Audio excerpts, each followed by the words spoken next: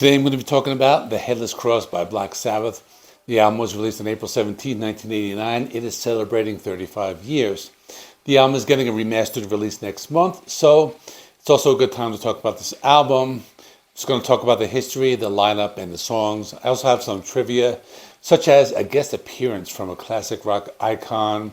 I'll also talk about the story behind the title track, The Headless Cross. This was a strange time in history for the band. It seemed like they were changing members on every album as opposed to the old days when it was just a classic four members of Ozzy, Tony, Geezer, and Bill. The Headless Cross was the second album with Tony Martin, who was on every Black Sabbath album from 1987 to 1995, minus one album, Dehumanizer, in 1992, which only had Ronnie James Dio.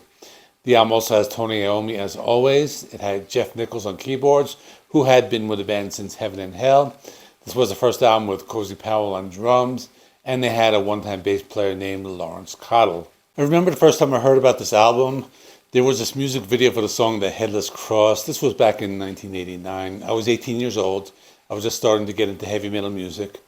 I used to watch the Headbangers Ball every Saturday night on MTV. I was watching and they premiered the music video for The Headless Cross. A couple of thoughts crossed my mind. At first I was thinking, oh, wow, Black Sabbath are still together. Then I thought, this sounds different than I remembered, considering that I used to listen to the band when I was around 10 years old, because my older brother had a few of their records. But then I thought, who is this guy singing? Thought it was kind of cool that a classic rock band, or at least in my mind they were, was on Headbangers Ball. Let's talk about how this album came about. At this point in time, the band had just gotten dropped by the Warner Brothers label. Their last album with Warner was The Eternal Idol, which is probably why it's not included in the new box set, by the way. But anyway, at this point in time, the band was looking for a new label, so they met with Miles Copeland, the owner of I.R.S. Records at the time. They signed with I.R.S. Records. The band now needed a drummer, so Tony Iommi approached Cozy Powell, who had an impressive resume after being in bands like Rainbow and Whitesnake. At this point in time, the band consisted of the two Tonys and Cozy. They needed a bass player. They later got a phone call from Gloria Butler, who was the wife and manager of Geezer Butler. He was going to rejoin Sabbath, but he ended up going with Ozzy for their No Rest for the Wicked tour. They then found Laurence Cottle, but they considered him to be a session member as opposed to an official member. And here's some more interesting trivia. They almost did not let Tony Martin in the band. They wanted to get either Ronnie James Dio or David Coverdale to front the band, but Cozy Powell advocated for Tony Martin, so he stayed in the band. Lyrically, this album is probably their darkest and most satanic album. They also had to change song titles for two of the songs because they had the same titles as two songs from Ozzy Osbourne's album, No Rest for the Wicked. The song called The Wild was originally titled Hero, and Devil and Daughter was originally Devil's Daughter. The tour for this album started in 1989 when they went out with the bands Kingdom Come and Silent Rage. They had a very dark live show. They started each show by playing the theme song of the movie The Omen, which is called Ave Satani. After that, they would play The Gates of Hell, which is the opening instrumental track from the album. They would then open the show with the title track, The Headless Cross. That song was also a concert staple during live shows for subsequent tours, or at least the ones with Tony Martin. They were also one of the first bands to tour Russia after Mikhail Gorbachev allowed outside bands to play in their country. The album has 9 tracks, including the bonus track called Cloak and Dagger. It's about 40 minutes long. The opening track is The Gates of Hell. This is a 1 minute of ominous sound effects, and it leads to the title track. The title track, The Headless Cross, is about a true story from the Middle Ages. The story took place during a plague. The story is that there was a group of villagers who went up to a hill to see a headless cross and prayed to it. They did so in order to remove a curse. But the story did not have a happy ending, as all the villagers died.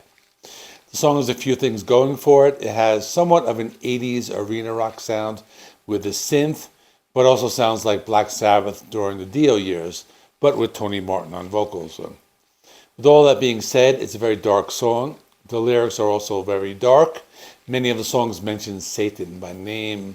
In the song, Tony Martin sings the line, "There's no escaping the power of Satan." There's also a part where they have their guitar do this chanting sound. I thought that was pretty cool. The next track is Devil and Daughter. This one has an 80s arena rock sound. This actually reminds me of the kind of song that the band Ghost would write. Tony Martin has a very powerful vocal delivery on the song, and Tony Iommi has a great guitar solo. The lyrics are also very dark, talking about the devil and his daughter, who, according to the lyrics, can break any woman and take any man. The song is not too bad. I still think it's kind of a commercial sounding, but I like some of the others better. The next song is When Death Calls. This is one of the best ballads that the band has ever written. The song is very ominous and atmospheric. And there's some trivia. Here is what I promised before. Brian May of Queen played the solo, which starts at 4 minutes and 25 seconds. It's a great song. It has a spooky intro and the big power chords in the chorus. The song also has some twists and turns where they alternate between the clean and distorted guitar tones. The lyrics are very creepy and they are about death and the afterlife. So, for example, in one line he sings, "Tell me not fear of the flames means that heaven is closer." So lyrically, this is a very classic Black Sabbath type of song.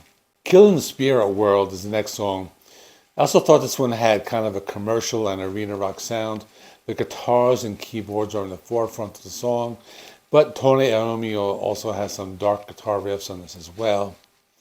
They have this dark interlude where it slows down and you hear some evil voices, but then it goes into a melodic guitar solo played by Tony Iommi.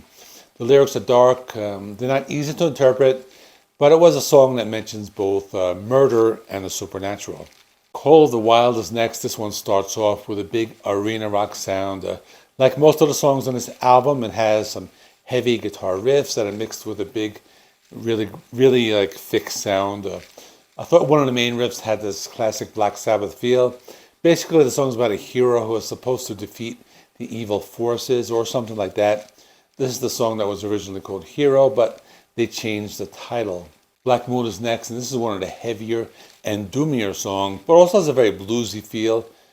I guess it's in the main guitar riff. It's played alongside the keyboards. The song's about the Black Moon, which is a sign of an angel of hell rising. The lyrics also suggest that heaven does not welcome those who see it. The song also includes the lyrics, "Oh, the devil is rising with the moon. He cries and my blood runs cold."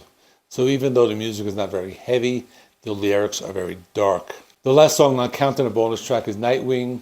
This one had a cool intro because it has the bass guitar making these dark and eerie sounds. You can hear Tony Martin's vocals in the forefront singing over the clean guitar tones and the bass guitar. The song is a slow builder as it progresses to a dark guitar riff and alternates between the cleaner tones and the keyboards. There's also some classical guitar in the middle of the song. The song is supposedly about a mysterious winged creature.